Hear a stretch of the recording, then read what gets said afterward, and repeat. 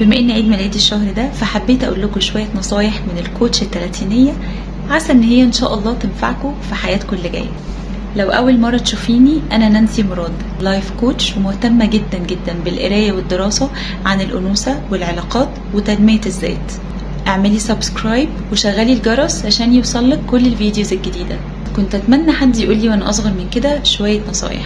وبالمناسبة النصيحة مش لأي حد، مش دايما الناس بتبقى جاهزة تستقبل نصيحة تساعدها في حياتها اللي جاية وتساعدها تتفادى غلطات او مشاكل كتير. الكلام اللي جاي ده محتاج انكم تجيبوا ورقة وقلم. اول نصيحة والاهم على الاطلاق، العلاقة البشرية الاطول في حياتك هي علاقتك بنفسك. اهتمي جدا انك تفهمي نفسك وتفهمي تتعاملي معاها ازاي. عاملي نفسك على انك شخص عزيز عليكي.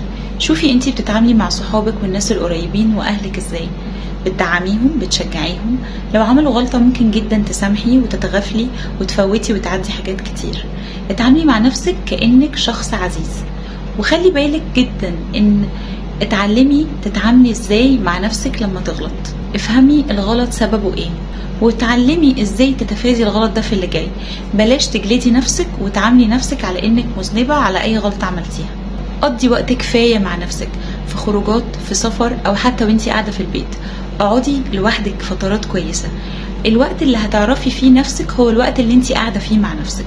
ادي وقت لنفسك انك تقعدي وتكتشفي حاجات وانتي لوحدك. مش هكون ببالغ خالص لو قلتلك ان حياتك ممكن تتغير 180 درجة لما تعرفي نفسك. القعاد لوحدك كمان بيعلمك تستقلي. يعني لو انت في علاقة مؤذية هتقدري تمشي منها ومش هتخافي تقولي لا على حاجات كتيرة بتضرك بس لانك خايفة من الوحدة. لما بتعرفي تقعدي لوحدك وتتبسطي لوحدك بتتعلمي ان وقتك غالي ونفسك غالية ومش اي حد هتدخليه حياتك. اتعلمي تتبسطي وانتي لوحدك. لما تتبسطي وانتي لوحدك هتعرفي انتي قد ايه قوية. كنت اتمنى جدا حد يقولي وانا صغيرة ما تخافيش تجربي. البني ادم الشجاع مش هو اللي طول الوقت مطمن وجريء وقادر يجرب. البني ادم الشجاع هو اللي بيحس بالخوف لكن انه بيتغلب على الخوف ده. من وقت للتاني عودي نفسك انك تجربي حاجات جديدة، تروحي اماكن جديدة، تدرسي او تقري حاجة جديدة. مخك هيزقك طول الوقت تفضلي ماشية في السكة اللي كل الناس ماشيين فيها عشان مخنا بيخوفنا من اي جديد. زقي نفسك تجربي حاجات جديدة وتاخدي ريسك محسوبة. ما تخافيش من التغيير. تغيير اي شيء، تغيير لبسك، تغيير الناس اللي حواليكي، شغلك، البلد اللي انت عايشة فيها. اي شيء جديد بيخض في الاول وبعد كده ممكن نكتشف جدا ان انا ازاي كنت عايشة من غير ما اعمل كده. ما تكمليش في حاجة مش مريحاكي لمجرد ان هو ده بس اللي انا اتعودت عليه وخايفة اغيره. اهتمامك ببشرتك مش رفاهية. اكتر سببين بيسببوا التجاعيد المبكرة هما الشمس ونقص شرب المية. فشرب المية مش بس لما اكون عطشانة، وكريم الشمس مش حاجة ممكن تنسيها وانتي نازلة. الرياضة والاكل الصحي مش رفاهية. بنشوف ناس دلوقتي اعمارهم صغيرة وبيشتكوا من ظهرهم ورجليهم ومش بيبقوا قادرين يطلعوا السلم. جسمك مكمل معاكي حياتك كلها. كون انك انسان بيتحمل وبيجي على نفسه وبيجي على طاقته ونفسيته عشان الناس التانيين، مفيش حد في الاخر هيجي يسقفلك. فما تعمليش كده.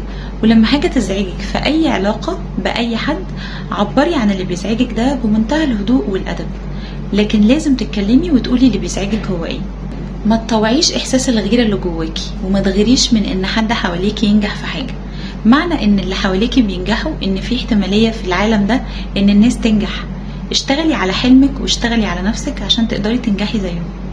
من اكتر الحاجات اللي كنت بتمنى جدا حد يقولها لي وانا في سن اصغر هو يعني ايه احط حدود، وازاي احط حدود. احط حدود مع كل الناس، حتى مع اهلي. لازم اتعلم احط حدود صحية تحميني في العلاقات، وده على فكرة ما بيقللش من حبك لأي حد حواليكي. بلاش تعيشي بشخصية الإنسانة الشكاء البكاءة. امتني للنعم. ركزي دايما على الحاجات اللي موجودة مش الحاجات اللي مش موجودة. الحاجات الموجودة هتديكي طاقة. تركيزك في الحاجات اللي عندك وامتنانك بالحاجات اللي ربنا اداهالك هيخليه عندك طاقة انك تقدري تسعي وتحققي الحاجات اللي مش موجودة في حياتك.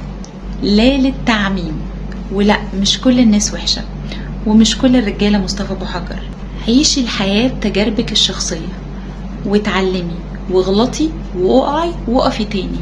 بلاش تخلي نظريات الناس او ارائهم يفرضوا عليكي انت المفروض تعيشي ازاي. انا عارفة ان احنا بنتوجع لما بننهي علاقة، بس الوجع اللي هتحسيه اقل بكتير من الوجع اللي هتحسيه لو كملتي في علاقة وانت فيها ما بتاخديش اللي تستاهليه، مؤذية او بتقلل منك او مش مرضية بالنسبة لك. امشي وما تبصيش وراكي. ما تسعيش للجواز بدري قوي. ادي لنفسك فرصة تعرفي نفسك، تحققي اهداف صغيرة زي انك تخلصي دراستك، تشتغلي شوية، تسافري، تعرفي ناس كتير، تتعلمي عن نفسك، تقري كتب. فخدي وقتك عشان تعرفي انت بتحبي ايه وما بتحبيش ايه.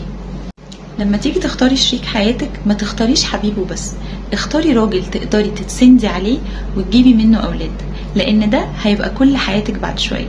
فكري كويس، انت هتسافري معاه كم مرة، هتشاركيه كم وجبة، هتقعدي معاه قد ايه، هتمروا مع بعض بكم موقف فيه ضحك وعياط ومرض ونجاح وفشل.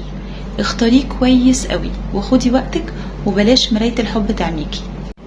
مسؤوليتك للتعافي من مشاكل اهلك هي للأسف مسؤوليتك لوحدك، وما تستنيش اي حد جرحك انه يجي يعتذر. ممكن جدا ما يبقاش فاهم انه جرحك، وممكن جدا جدا ما يجيش يعتذر. فمسؤوليتك انك تتعافي من مشاكل اهلك او مشاكل الطفولة او مشاكلك حتى في العلاقات هي مسؤوليتك لوحدك. فاسعي انك تكوني ماسكة زمام امور حياتك وما تستنيش ان حد ينقذك. بلاش تعمل ليبل لنفسك بكلام سلبي، زي مثلا انا عمري ما ببدأ حاجة وبكملها، انا عمري ما عرفت انا عايزة ايه. مخك بيصدق جدا الكلام اللي انت بتقوله له، والسلف توك بتاعك وكلامك مع نفسك مهم جدا انه يكون ايجابي. حولي بقى الشك اللي جواكي ده لافirmations. قولي لنفسك كلام ايجابي، زي مثلا بدل ما تقولي لنفسك انا عمري ما بدأت حاجة وكملتها، انا هتعلم ازاي لما ابدأ حاجة اكملها للاخر واكملها باتقان كمان.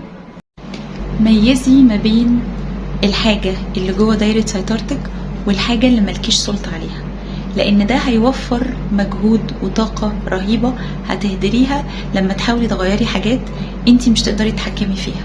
اقصد بدايرة سيطرتك زي مثلا ان انتي بايدك انك تسعي تلاقي شغل كويس.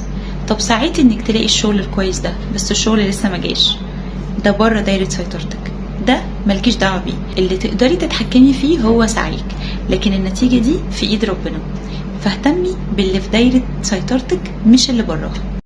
لو عايزة تشوفي الجزء التاني اعملي سبسكرايب وشغلي الجرس عشان اول ما الفيديو ينزل تعرفي انه نزل. لا، لو عندكم اي اسئلة اكتبولي في الكومنتس، هجاوب عليها في الفيديو اللي جاي.